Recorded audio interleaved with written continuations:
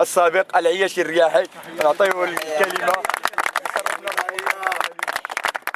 عسلي اخوي، وانا يعني في مسقط راسي، يعني في هذا الفضاء اللي وحنا شباب ناضلنا وناضلنا وناضلنا ونحن شباب. لكن الآن ما يؤسفني هو أين هم أقراني اللي خرجوا من هذه المنطقة، من هذه البلاصة هذه؟ فين هم؟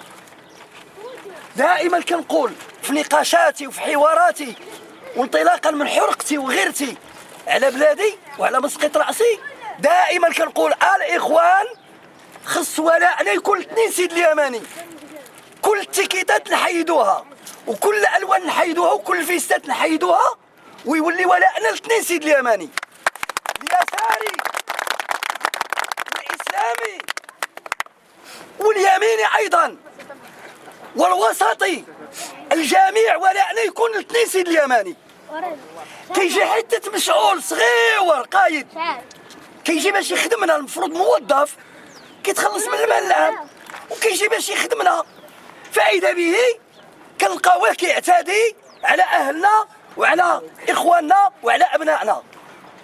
طبعا كنتحركوا وطبعا كنوقفوا النزيف وكيعرف غيزو محلاه أي مسؤول جا وكيغير سلوكه، ولكن حنا اللي سلوكنا ما تغيرش، اللي كنبقاو يعني ما كنعرفوش مصلحتنا، وكتولي مصلحتنا هي مصلحة ذاك القايد بوحدو باش يسوسنا انطلاقا من تفريقنا، انطلاقا من المسألة ديال فرق تسود، وانطلاقا من واحد المجموعة ديال الممارسات اللي كنديروها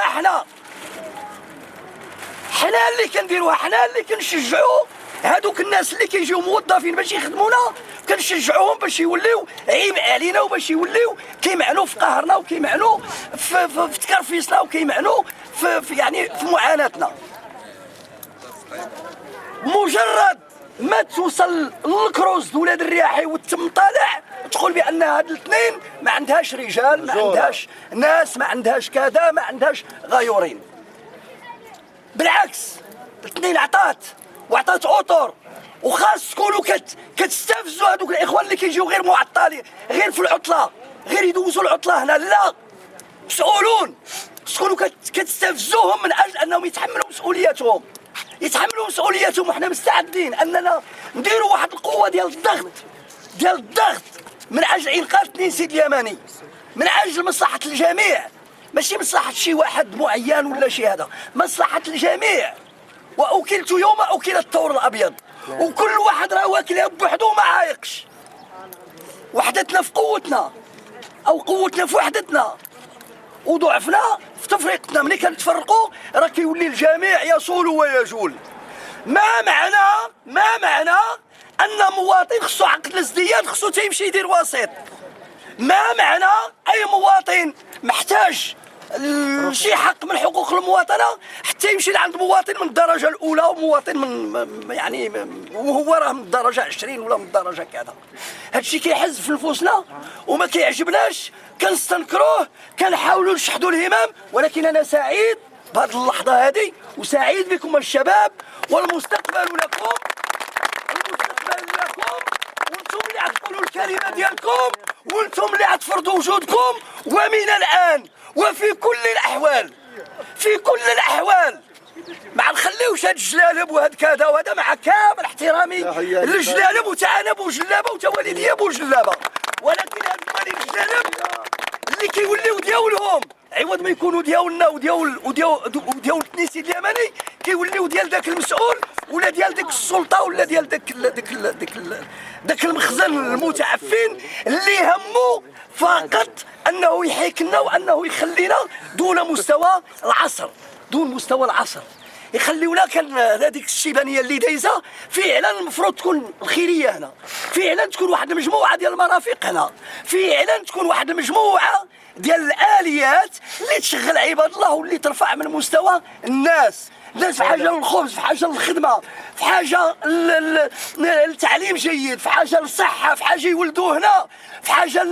للاسعافات، في حاجه الاطباء في المستوى، في حاجه كل ما كيحتاج له الانسان. عندنا هنا في المصحه ديالنا سيدي اليماني. وما غاديش نطول، انا فخور بكم، فرحان بزاف. وهذا من هنا تبدا التعبئه. حنا غادي نكونوا معاكم قدامكم وسطكم، فين ما غادي تناديو لنا غادي نكونوا المسافه ديال الطريق نكونوا معاكم. اي واحد.